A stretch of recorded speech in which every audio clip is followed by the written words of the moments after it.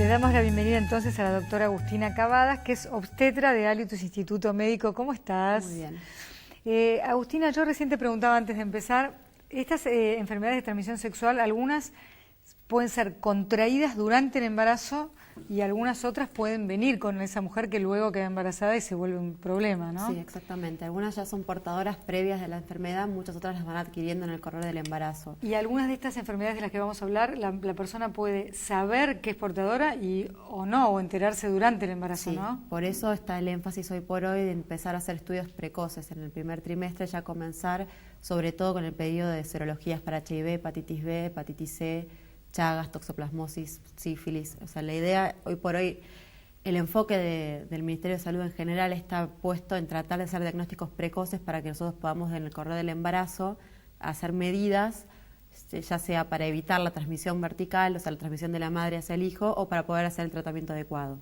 Uh-huh. Vamos de a una, ¿no? La hepatitis B es muy compleja, ¿no? Es una enfermedad para la que hay vacuna, pero si esa persona la adquirió es porque no estaba debidamente vacunada, o hay posibilidad de que alguien vacunado también se contagie. En realidad, el calendario nacional recién en el 2000 adquirió la vacuna de la hepatitis B como parte del calendario, con lo cual hay gran parte de la población que está por fuera, digamos, de la gente que ya está vacunada. Más allá del calendario nacional está el personal de salud y gente que uno ya sabe que tiene mayor predisposición a adquirirla, que uno intenta enfatizar la necesidad de que se vacunen, pero sí es verdad que hay una gran cantidad de población que está por fuera de eso, y es en los cuales nosotros tratamos en las consultas que tenemos, digamos, del control prenatal, de enfatizar la necesidad de que se vacunen, ya que es una vacuna que en realidad se la puede administrar tranquilamente una embarazada. Qué bueno es eso. Y bueno, supongamos que está instalada, ya hay hepatitis B. ¿Cómo se diagnostica? ¿Cómo se la trata? El diagnóstico es serológico, es por laboratorio, ¿sí? Es la detección de anticuerpos y antígenos por laboratorio. Una vez que está instaurada, la vacuna en realidad no hay tratamiento para hacer durante el embarazo, pero sí hay medidas que uno tiene que hacer y tener en cuenta, más que nada para lo que es el momento del nacimiento. ¿Ahí qué pasa? Por un lado, que el neonatólogo, el médico que vaya a recibir al bebé sepa que es un bebé que puede ya tener algún riesgo, y por otro lado sería importante, considerando a la pareja, estudiar a la pareja, ver si la pareja también tiene la serología positiva o simplemente la mujer, y en este sentido tenemos la posibilidad de darle la inmunoglobulina para hepatitis B y además vacunarlo en el caso de que no estuviera. ¿Puede haber un parto natural en caso de una mamá con hepatitis B? En realidad sí, no es que la hepatitis B per se ya nos lleva al diagnóstico de llegar a tomar la decisión de una cesárea.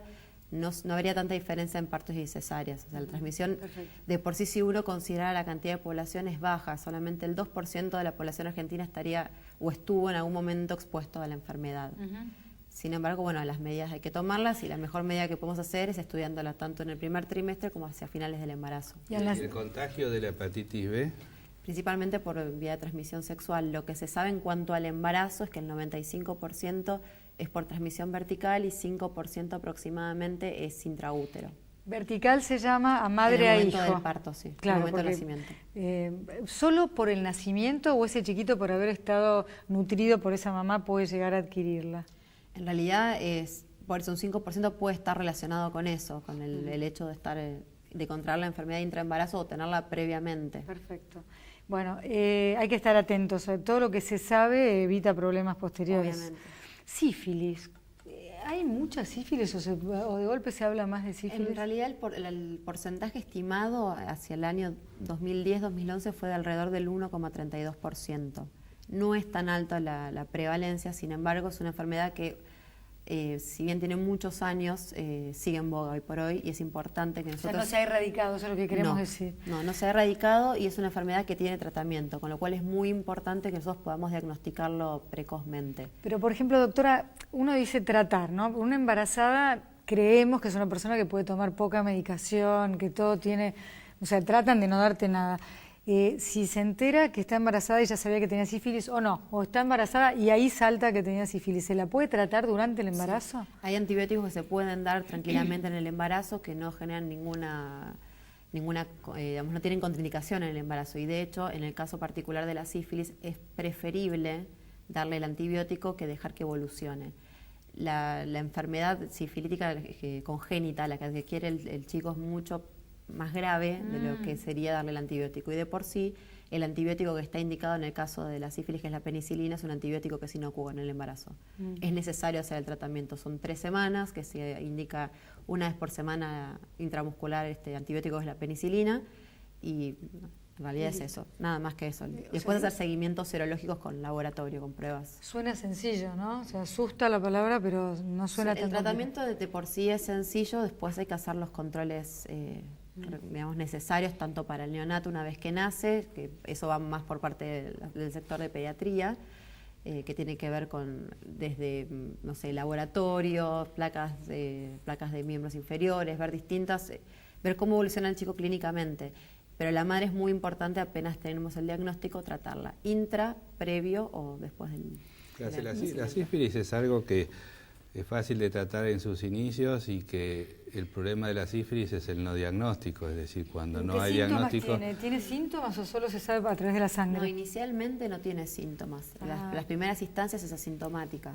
Por eso es otra de las pruebas que están incluidas dentro de los estudios de rutina del embarazo, para hacerlos de forma precoz, porque si llegamos a un diagnóstico positivo y se confirma el diagnóstico a través de otro tipo de pruebas que son más específicas, es necesario tratarlas, por el riesgo que conlleva si dejamos que esta enfermedad evolucione. Que existe, porque en el imaginario de la gente es como que la sífilis es del siglo XVIII. Claro, y hay como un recrudecimiento en algunas áreas que hace de que sea fundamental la pesquisa, y con un simple análisis se detecta. Si ya es rutina, está todo el mundo más protegido, ¿no? Sí. ¿Y en el parto qué pasa con la sífilis, al momento del parto? En realidad hay que tratarla si no hay no está, digamos, determinado si cesárea o parto. O sea, en realidad es importante... No hay una indicación única, digamos. No. ¿Y el herpes? Bueno, el herpes... Es más difundido, mucho más difundido. Sí, en realidad el herpes no tiene un índice de prevalencia muy exacto. Uno, si tuviera que estimarlo, va entre un 7 y un 33%. Eso tiene que ver con que la incidencia de herpes está relacionada con un montón de factores distintos. La cantidad de número de parejas sexuales, inicio de relaciones, digamos, el nivel socioeconómico de la paciente, si se cuida, si no se cuida, cuánto conoce al respecto. Es difícil estimar la prevalencia.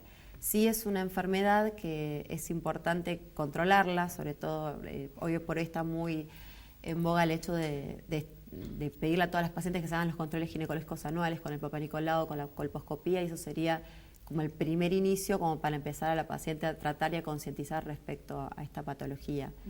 Pero ahí sí hay posibilidad de transmisión en el parto, sí, ¿no? Sí, en realidad el herpes tiene groseramente 3 distintos modos de transmitirse. Uno de ellos es vía vertical, digamos, transmisión vertical, sobre todo en aquellas pacientes que tienen lesiones tanto a nivel del cuello del útero como de la vagina. Por eso es importante que a las pacientes que nosotros sabemos que tienen alguna lesión, tratar de hacer cesárea y no hacer partos, por el hecho de que el riesgo que conlleva, si bien es baja la transmisión, es mucho más grave que el chico. ¿Qué consecuencias puede tener en un chico de una mamá que con herpes? Hay 3... Vertical, le repito a la gente, es de madre a hijo. A hijo, sí. El herpes puede manifestarse de 3 maneras distintas. Lesiones cutáneas, ya sea en boca, en ojos, demás, de tipo encefalítico, o sea, en la cabeza, o de tipo general.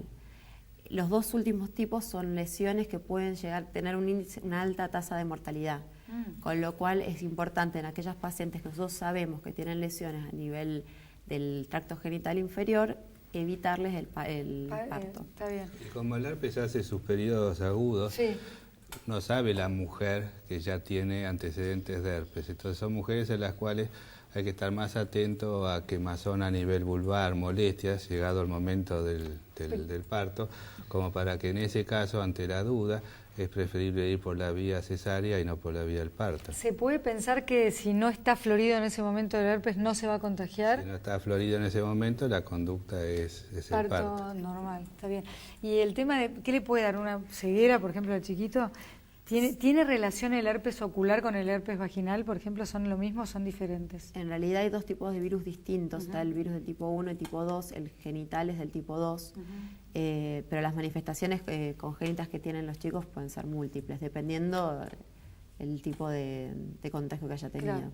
Ahora vamos a dedicarle este tiempo que nos queda al HIV.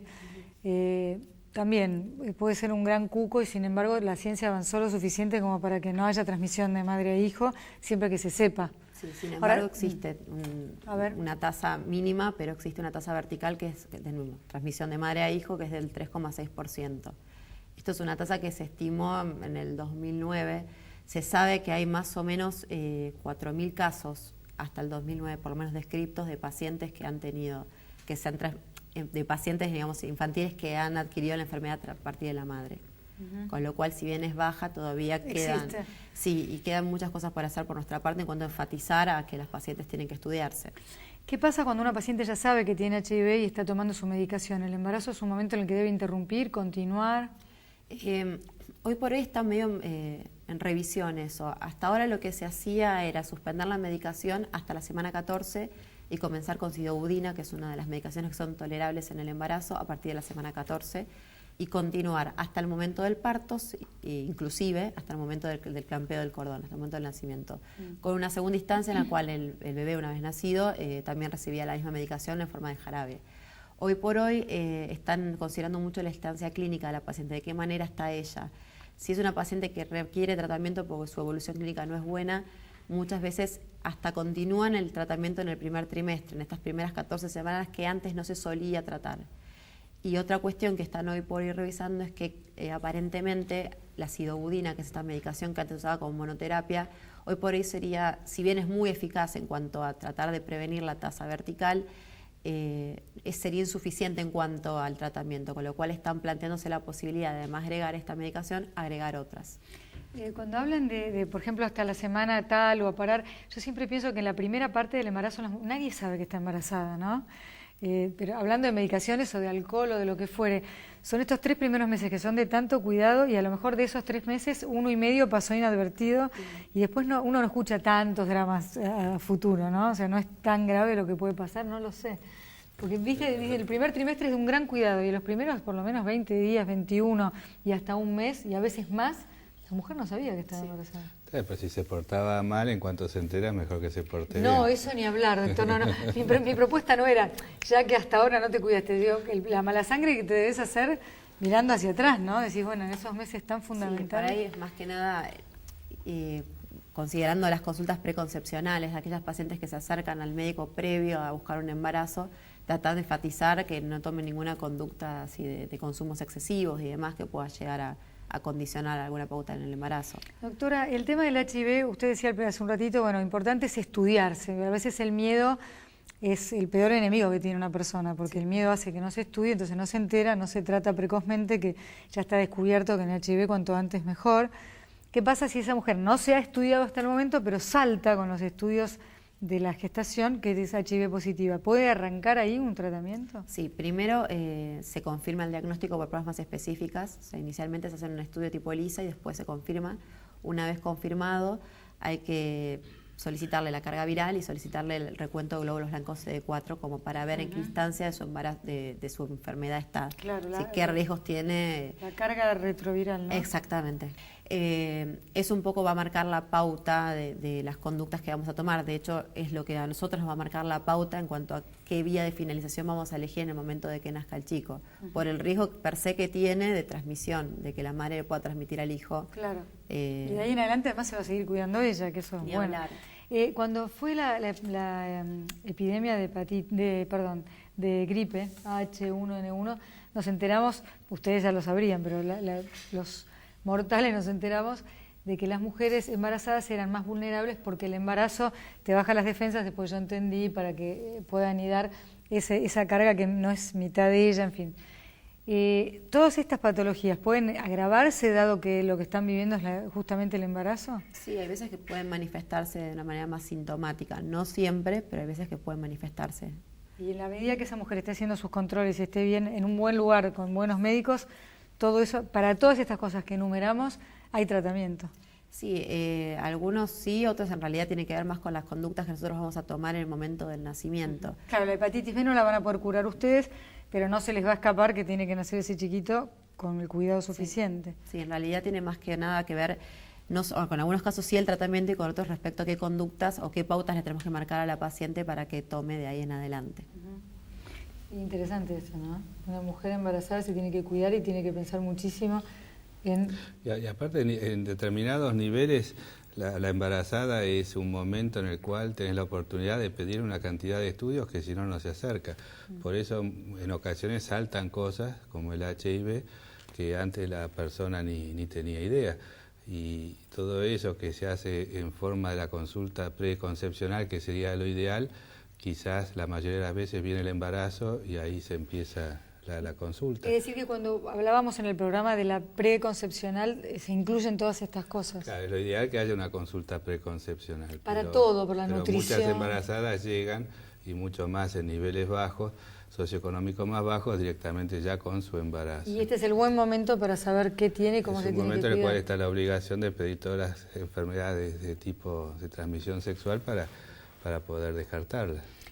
Por la experiencia en el consultorio, la reacción de las mujeres cuando se enteran durante el embarazo de que tienen alguna de estas enfermedades de transmisión sexual, ¿es muy angustiante? Hay muchas que por ahí quizás ya se lo imaginaban y muchas otras que lo toman con sorpresa. Igualmente uno, más allá de que le dice que el primer estudio le dio positivo, tiene la obligación de continuar para verificar, principalmente con el caso del HIV o de la sífilis. Hay estudios que son más específicos y hay que verificarlos y hay que comprobarlos. ¿Y en todos estos es importante que la pareja también se estudie? Sí, en realidad sí, para darle la posibilidad de vacunación en el caso que no lo tuviera o de tratamiento en el caso que sí lo tuviera. Sí, además tampoco serviría de mucho tratarla a ella si él sigue sin tratamiento. Sí, tal cual. Ahora, trabajando en un equipo, hombres y mujeres que hacen obstetricia, la que se atiende con un hombre, ¿le da lo mismo una mujer o hay algunas que quieren mujeres y no quieren hombres? Vos desde tu lado, porque hasta ahora siempre hemos traído hombres. No, creo que a algunas les es indistinto. ¿Algunas prefieren mujeres? Algunas por ahí se sienten más cómodas con mujeres por una cuestión de género, pero hay muchas otras que les es indistinto el tratarse con una mujer o con un hombre. Si es como dice esta doctora, nosotras vamos tranquilas, porque te transmite tranquilidad, está bueno. No, pues dentro de la obstetricia es un área donde quizás todavía hay como un poco más de hombre. Sí. Claro, pero como las mujeres avanzan en todas las especialidades... Prepárense porque nosotras no paramos. Seguro. Bueno, evidentemente hay vacunas, lo que decía el doctor Pascualini, si uno preconcepcionalmente tiene una buena entrevista ya sabrá todas las vacunas que tiene que tener antes y luego en el embarazo se enterará de qué vacunas puede también aplicarse durante el embarazo. Muchísimas gracias, doctora Agustina Cavadas, ha sido un placer. Nosotros enseguida volvemos con más programas.